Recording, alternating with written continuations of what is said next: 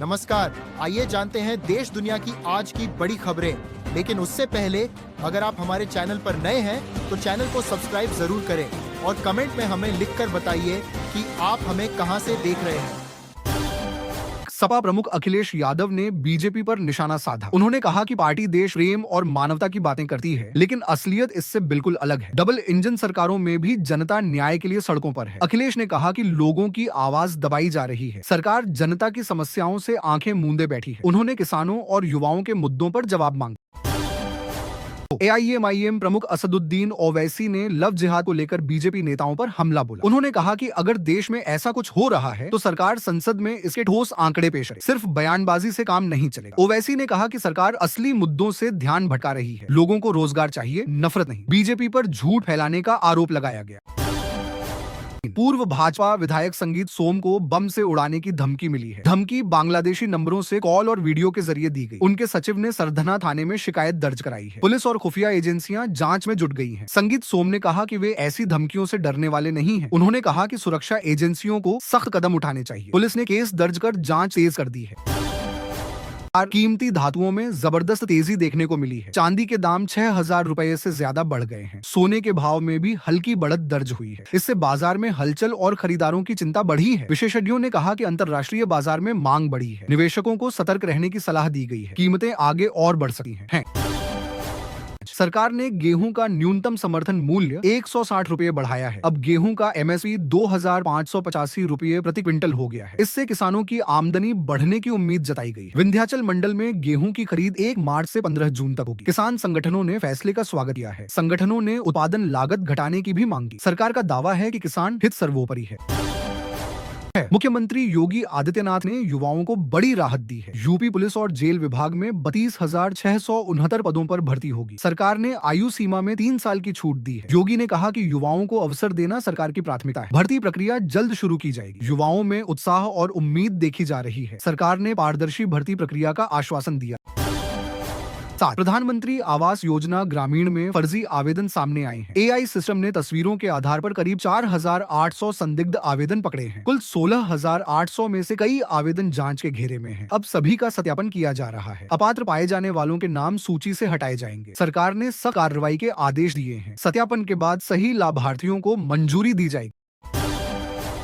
ओवैसी के बयान पर बीजेपी विधायक भावना बोहरा ने पलटवार किया। उन्होंने कहा कि ओवैसी गलत धारणा फैलाने में माहिर है। यह उनकी पुरानी आदत है और वे समाज में भ्रम फैलाते हैं। बीजेपी ने कहा कि पार्टी महिला सुरक्षा को लेकर प्रतिबद्ध है। भाजपा विधायक ने कहा कि कानून अपना काम करेगा। उन्होंने कहा कि ओवैसी की राजनीति सिर्फ भड़काने वाली है। जनता अब उनके बहकावे में नहीं आएगी।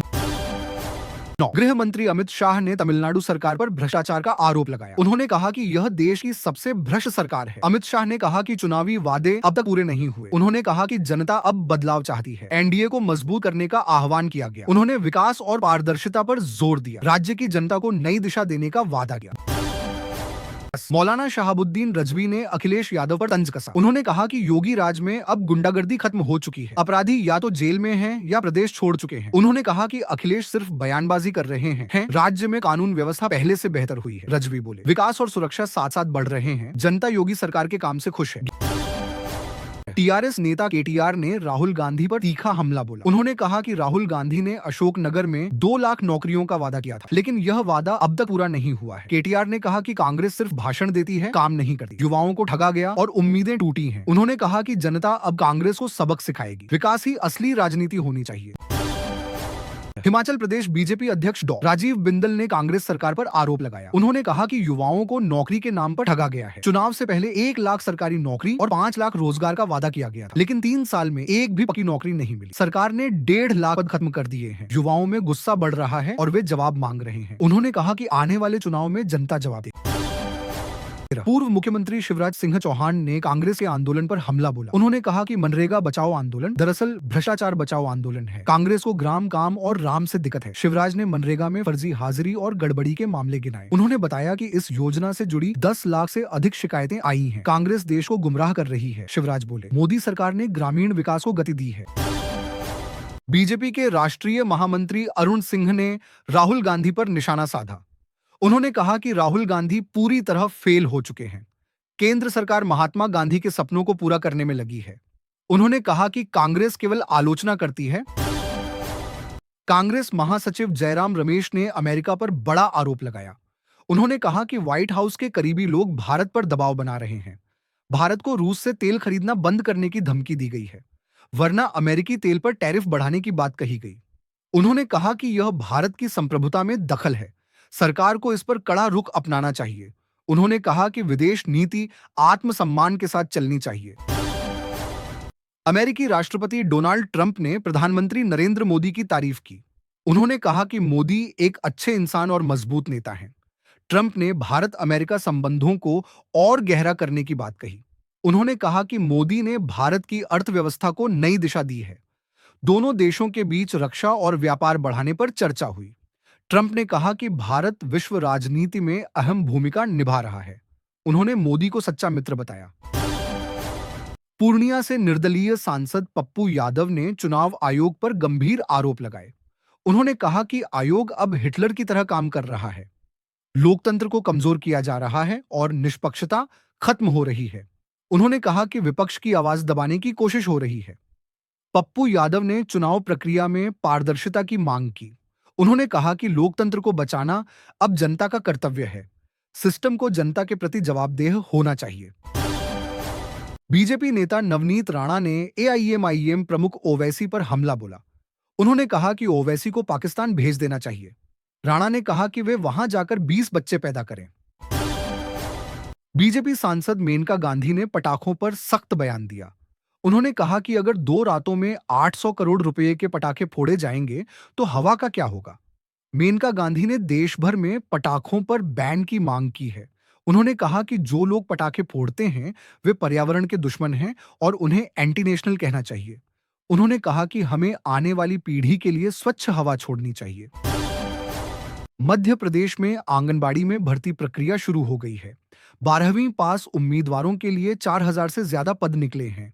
हेल्पर और वर्कर के पदों पर नियुक्ति होगी। इससे कई युवाओं 2000 से ज्यादा पद निकले हैं। झारखंड सरकार ने पलामू के बाद अब रांची जिले में भी मनिया सम्मान योजना की किस्त भेजी है।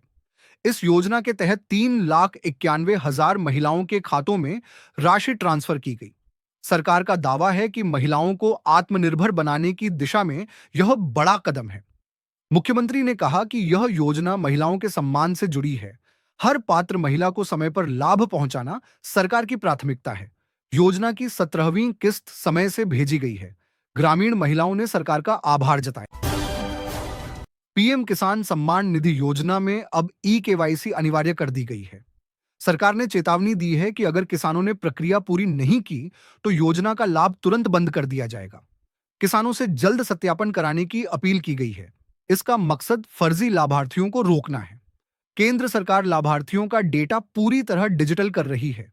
किसान पोर्टल पर लिंक सक्रिय किया गया है। दिल्ली सरकार अब पुरानी पेट्रोल और डीजल गाड़ियों को इलेक्ट्रिक में बदलने की तैयारी कर रही है। इस योजना के तहत लोगों को ईवी कन्वर्जन पर सब्सिडी दी जाएगी। सरकार का लक्ष्य प्रदूषण कम करना और ई वाहनों को बढ़ावा देना है। दिल्ली में यह योजना जल्द लागू की जाएगी। मुख्यमंत्री अरविंद केजरीवाल ने इसे क्रांतिकारी कदम बताया।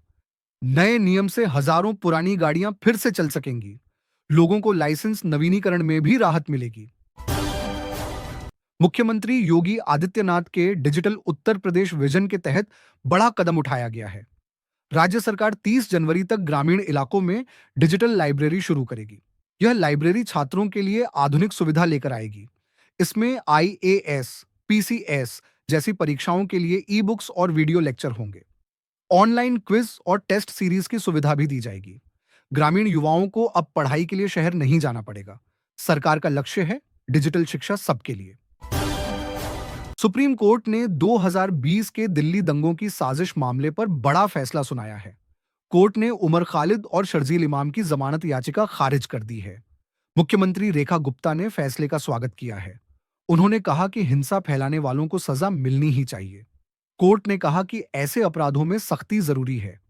निर्दोष नागरिकों की सुरक्षा सर्वोपरि है। सरकार ने कहा, कानून सबके लिए समान है।